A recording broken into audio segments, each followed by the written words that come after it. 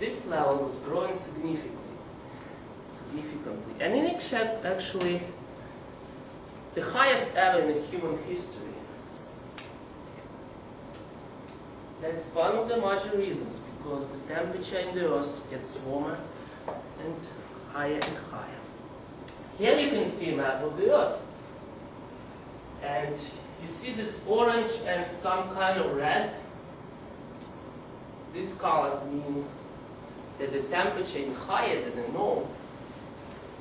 That's a year 1995-2004. And we see that actually Earth now is warmer than it should be.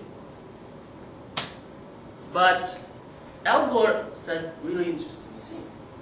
10 hottest years in the human history happened from the period 1980. And the hottest year ever was 2005.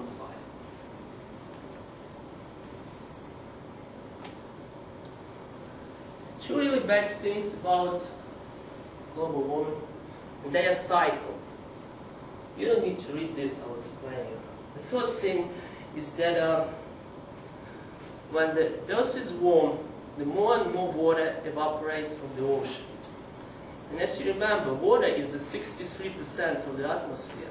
So the atmosphere gets thicker, and it becomes a cycling process.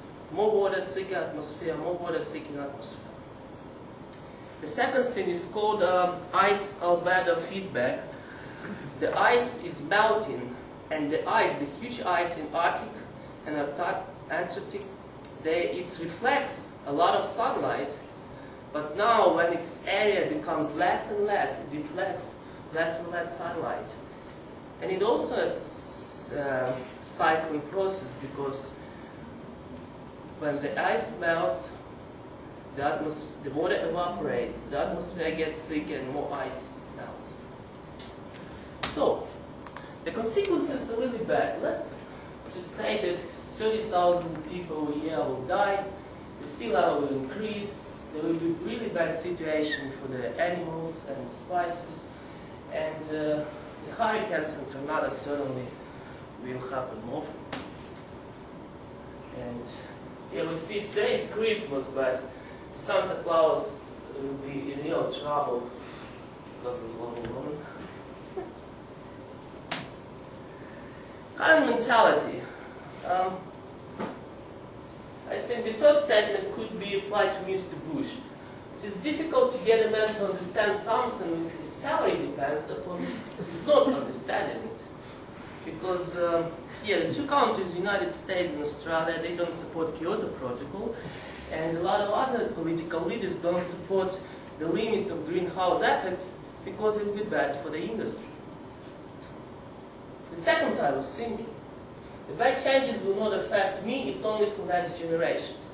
That's what the girl said. Well, if you don't care about next generations, you may stay with the type of thinking. And the third one, I'm too small, and Earth is so big, cannot change anything. This one we will discuss further. Most important question in my presentation is actually not where will the children live. It's not very important anymore. Is will the children live at all? Will be the Earth place for literature. And that's just the father explaining some of the consequences. That someday there will be even worse situation with global warming. Oops. So now I want to tell you just a few things how you personally can do something about global warming. If you have a car, you're lucky, but you can drive less. You can recycle more, and it's a shame that we do not. You can check your tires, you use less hot water. What is most important of this, you can plant a tree. And I'll give you a list after the meeting of the things you can do.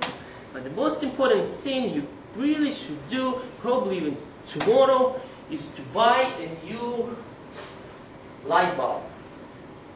Because the new light bulbs, they save about 100%, about 5 times electricity compared to the old Soviet ones. And that's the very important thing, so I just want to stress this, make sure you understand. Marina is showing you a light bulb. This is an old Soviet era light bulb, and this is a new one. I just bought 5 of them for my house, and I'll replace them today. So if each of you can do it, that will be 5 times saving of electricity per capita of the Earth. So maybe you should think about it. Thank you.